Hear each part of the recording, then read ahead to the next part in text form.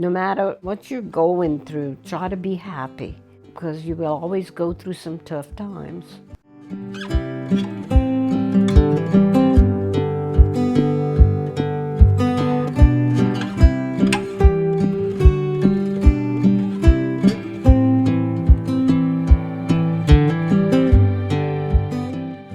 Miss Priscilla, to begin, can you tell us your age today? I'm 84. I'll be 85 in February. You look amazing. Well, thank you. How does it feel to be 84? Well, I'll tell you like my mother-in-law told me one time. When she turned 50, I asked her, I said, Miss Lily, how does it feel to be 50? Well, she said, well, it really don't feel any different. You know, you just go on. Right. Life goes on. Keep living. When I was little, I was the only child. I must have been 4 or 5. We lived in a big old house with a big front porch. And one night we were sitting outside because you didn't have TV or anything like that. You just sit outside where it was cool. My dad saw a fire, so he went, and it was a family of several kids. And when he came back, I remember him telling us that a little boy and little girl had passed away in the fire. They found their skeletons together on the bed. That stayed in my memory, but I was very young at the time. Then later on, my dad built a house, a small house, and we lived in there, closer to my grandfather's house. We always went to my grandma's because she had Parkinson's. I don't ever remember my grandma walking by herself. And then it got to where even help didn't help. She couldn't walk. And in those days, they just didn't have the medication. She would sit in a chair and shake all the time. Always felt very sorry. My dad would work out, and when he'd come back, he'd bring home some ice cream that she could eat. So I always had to go and feed her some ice cream. She couldn't eat by herself. So that's a big memory. Yes. Well, when I got older, it was feed the chickens, and sometimes I'd go feed the pigs. But when I was smaller, my mom did that. But as I grew, I'd feed the chickens and do whatever chore there was to be done outside. We didn't have a lawnmower, so we used a busy boy.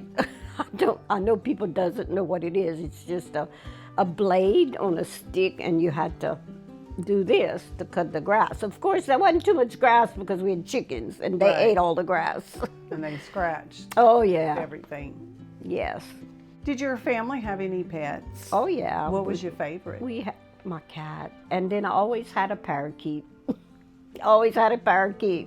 And we had a dog outside, too. In those days, dogs stayed outside and were very friendly when you went outside. We had a German Shepherd. Her name was Princess. We loved her very much.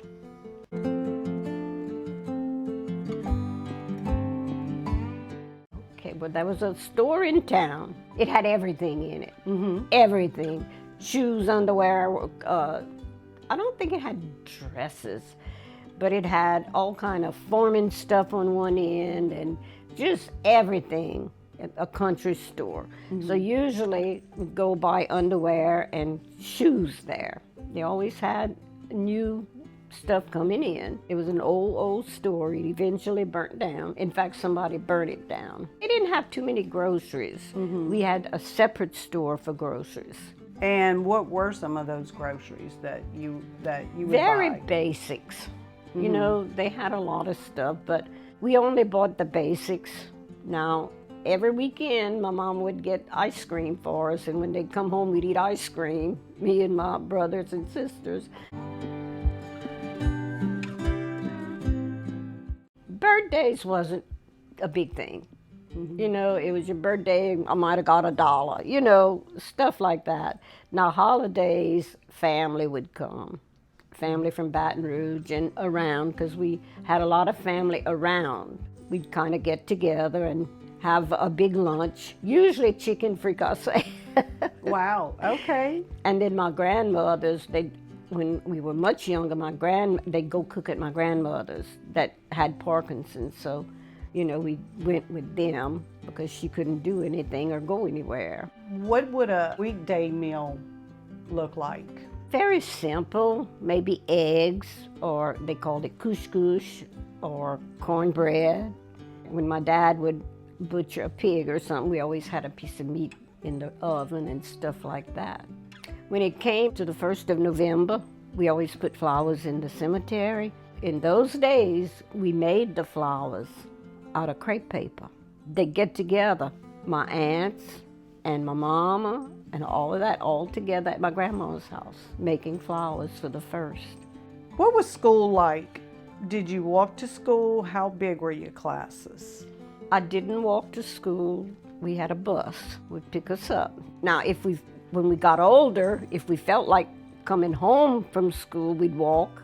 But that took us maybe an hour, half an hour, an hour. One time we had a lot of rain and it had kind of flooded. So we had a neighbor that had a truck, a big truck. So he had picked us up in that big old truck and we all stood in the back and went to school. Did you have a favorite subject or teacher? One nun, and she would do ceramics.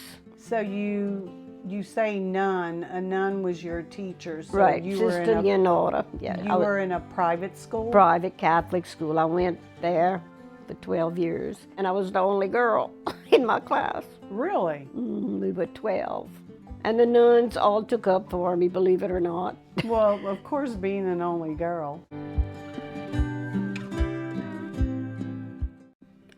Just the holidays, getting together, Are those traditions still carried on now? pretty much. Only it's a different family now with grandkids and great-grandkids. You know, we still try to get together. Miss Priscilla, what's the biggest life lesson you learned from your parents that has stuck with you your entire life? Honesty and hard work and our faith. What did you dream of becoming when you were a young adult? Well, I always dreamed of being a housewife, I guess. But I have a story I need to tell you. We didn't have electricity. I must have been about 5, 6 years old. And before that, they'd milk the cow. But to cool off the milk, our neighbor across the road had a well. So you had to tie the jug of milk real good and put it down in the well. You had to be very careful, and in the evening you'd go pull it up real slow to bring home for supper. And that old man would tell me he had a mermaid in his cistern. How old were you that you can remember when you did get electricity? I don't remember. I remember when they said we'd get an electricity, and I remember when we got our first refrigerator. So there was a part of your life that you remember. There Yeah. was no Oh, yeah. electricity. It No, was You So- read with a coal oil lamp at night. After I got married, I worked. My husband was in Germany, so I worked at a little, we called it a teenage center. I'd make hamburgers, and I think we sold them like 2 for $1. That was probably a lot back then. It was. I mean, I made a lot of homemade hamburgers. What was the most adventurous or reckless thing you did in your youth? We'd sneak because there was a canal behind my grandmother's house, but it was a little ways we had to walk. And we'd sneak during the summer and go to the canal. And there was a shallow place we'd play in the water. We never told our parents we did that. And then we always went and make homemade candy in the little woods back there. We wouldn't tell our parents. We'd get our sugar, and it was mostly sugar, chocolate, maybe peanuts at the time. And we'd make that under a little fire. We'd build a little fire, and then we'd cook that over that fire. If your parents would have found out that you were doing this, would you have gotten in trouble? Yes. Yes. They didn't trust us that far, but it wasn't dangerous, you know.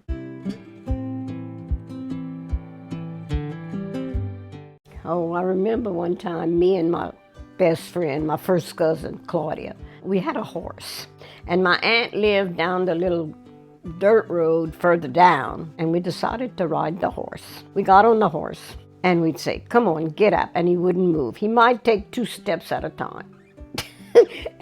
It took us an hour to get over there, at my aunt's house. I think we walked the horse coming back. He was too slow.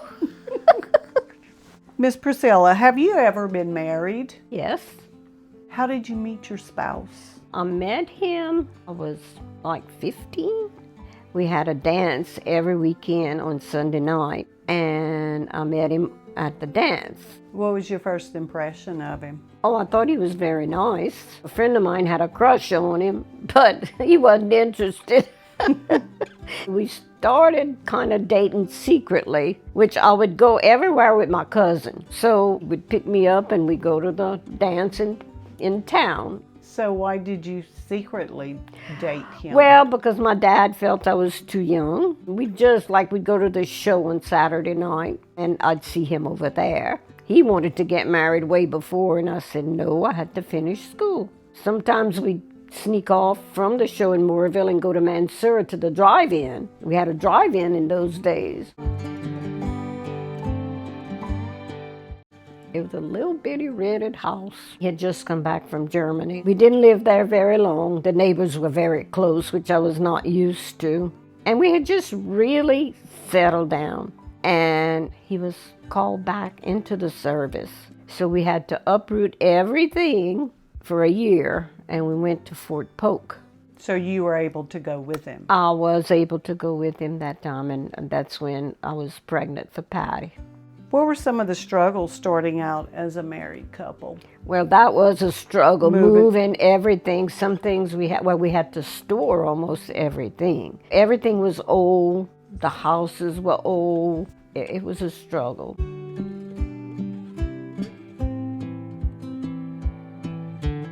One day he told me, he said, get dressed. When I come back, I'm gonna take you somewhere. I didn't know where he was taking me. Well, it happened to be a movie of Gone with the Wind. I had never seen the movie. Miss Priscilla, what do you think is the secret to a long-lasting relationship, marriage? Always support each other and never go to bed angry and always say I love you.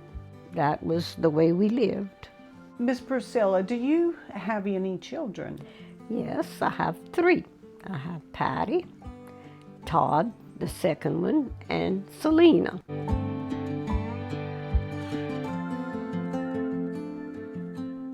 Oh yeah, my brother had a camper. So the girls decided they were going to have a camp out. But then some of the little boys in the neighborhood found out. So we were just watching. We started hearing some noises and all, and the boys started sneaking. So they had come on a 4-wheeler. Or 3-wheeler, there was no 4-wheelers at the time, a 3-wheeler. And they stopped down the road, and they had left the 3-wheeler down the lane, and they walked here, which wasn't far. We were watching them the whole time, and we were laughing. So Ray went outside, and the boys started running. So Ray shot up in the air, and one of the boys started screaming. So they couldn't start the 3-wheeler, so they pushed it to start it to get back where they were. Well, they were at another little camp for the boys, you know. So my husband went over there looking for them, and they were hiding like behind a mattress or something. What has friendships meant to you throughout your life? Everything. We'd always get together on weekends. Sometimes they lived further up, and we'd either walk, which took a while because it was further down the road, you know. We were in the country.